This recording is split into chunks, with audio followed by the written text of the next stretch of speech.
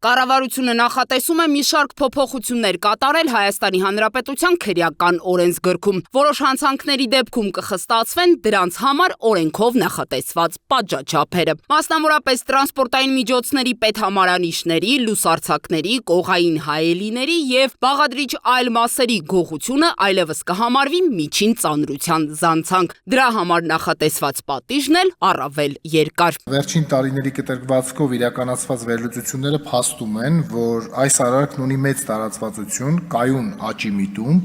եւ իր վտանգավորությամբ այլևս չի կարող դիտարկվել որպես ոչ մեծ ծանրության հանցագործություն։ Վերջին ժամանակահատվածում այս հանցագործությունը դարձել է հանրությանն ամենաշատ անհանգստացողներից եւ պետության արձագանքն այս իմաստով պետք է լինի համարժեք։ Բացի այդ, արարքը սահմանելով միջին ծանրության, այն այլևս մասնավոր մեղադրանքի տիրույթից կտեղափոխվի հանրային մեղադրանքի տիրույթ։ Պատգամավորները թեպետ դրական գնահատեցին սույն նախաձեռնությունը, սակայն միաժամանակ անդրադարձան նաև հանրության շրջանում տարածված այն խոսույթին, որ հաճախակի կրկնվող նման հանցանքները ոստիկանությունը կամ անտեսում է, կամ էլ այն հովանավորվում է մի խումբ մարդկանց կողմից։ Լավ, սանկցիան փոխեցինք, մեծացեցինք, քանի դեպք ունենք մենք, որ բռնվել են այդ մարդիկ։ Շնորհակալություն դիտարկման համար, ըստ էության կատարված հանցագործությունների 30%-ի չափով, չասեմ բացահայտված, բայց հայտնաբերված անձինք ունենք, բայց այդտեղ մի փոքր խնդիր ունենք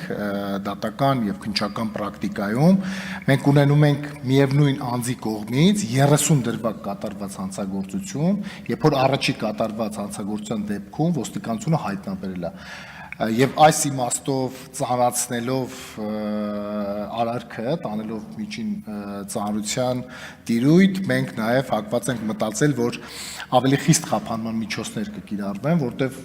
30-ից ավել դրվագներ ենք ունենում մենք դեպքեր, որ նույն անձը կատարում է արարքը, հայտնաբերվում է, ձերբակալվում է, խափանման միջոցը ազատազրկման հետ կապ չի ունենում եւ այդ անձը շարունակում է կատարել գողություն։ Դերևս ունենք մեծ խնդիր ստեղ, բայց ոստիկանության տեսանկյունից էլ ասեմ, որ նաև մենք մեր ծառայության կազմակերպման ձևերը եւ մեթոդները նպատակաուղղում ենք այս հանցագործության դեմ պայքարին, հատկապես վերլուծելով այն տեղանքները եւ այն ժամանակահատվածը, որտեղ որ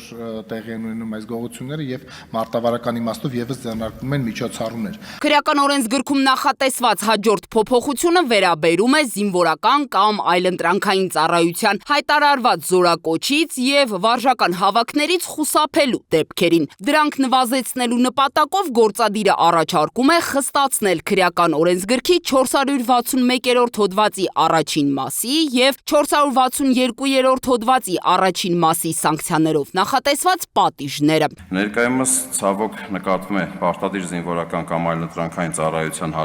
հայտարարված զորակոչից եւ վարժական հավաքներից խուսափելու դեպքերի աճ։ 2023 թվականի ընթացքում քրեական օրենսգրքի 461-րդ եւ 462-րդ հոդվածներով նախաձեռնվել է ընդհանուր 1499 քրեական վարույթ,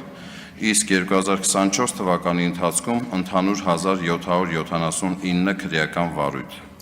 Սա վկայում է քրեական քաղաքականության վերանայման եւ հիշյալ արարքները կատարած անձանց նկատմամբ պատժողական ավելի խիստ քաղաքականության վարման անհրաժեշտության մասին։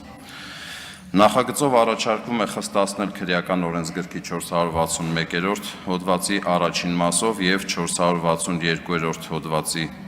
առաջին մասով նախատեսված արարքների կատարման համար նախատեսված քրեական պատասխանատվությունը։ Մասնավորապես նախագծով առաջարկվում է զինվորական ծառայությունից խուսափելու հոդվածում 461-րդ հոդվածում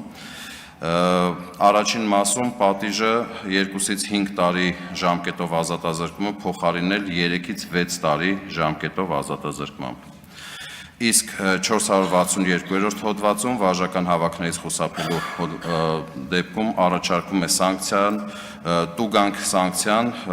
ուրեմն առավելագույնը 20 պատիկի չափով փոխարինել 15 պատիկից 30 պատիկի չափով, իսկ որպես ազատազրկում նախատեսված սանկցիան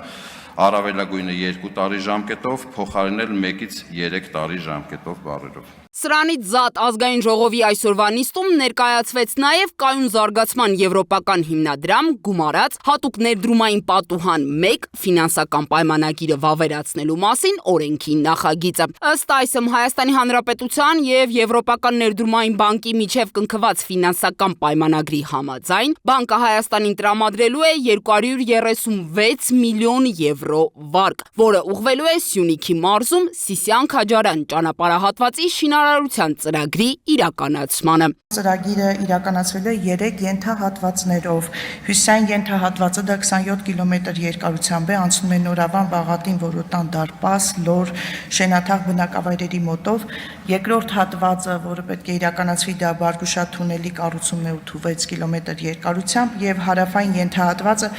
24 կիլոմետր երկարությամբ անցնում է Լեռնաձոր գեղի նոր աստղաբեր բնակավայրերի մոտով։ Բանկի կողմից պայմանագրով նախատեսված միջոցներով կֆինանսավորվի ծրագրի հյուսիսային եւ հարավային ենթահատվածները 27 եւ 24 կիլոմետր երկարություններով, ասեմ նաև, որ ծրագիրը համաֆինանսավորվում է հարավային հատվածում վերակառուցման եւ զարգացման Եվրոպական բանկի, իսկ հյուսիսային հատվածում Ասիական զարգացման բանկի կողմից յուրաքանչյուրը 236 միլիոն եվրոյի չափով։ Հաջորդիվ 2024 թվականի ընթացքում իրականացված աշխատանքների վերաբերյալ հաշվետու զեկույցով հանդես եկավ մրցակցության պաշտպանության հանձնաժողովի նախագահ Գեգամ Գևորգյանը։ Տեղեկացրեց հանձնաժողովը նախորդ տարի տնտեսվարողների նկատմամբ մրցակցային իրավախախտումների առնչությամբ կիրառել է ընդհանուր առմամբ 3 միլիարդ 46 միլիոն դրամից ավելի տուգանք։ Պետական բյուջեը մուտքագրվել 1 միլիարդ 124 միլիոն դրամից ավելի գումար։ Հանձնաժողովի նախագահը նաև ընդգծեց, որ մի շարք ոլորտներում գերիշխող դիրքի չարաշահման հիմքով հարուցվել են վարույթներ։ Դրանց պատասխանները պարզ կլինեն առաջիկայում։ Ձյանա Դավթյան, Free News, Ազատ լուրեր։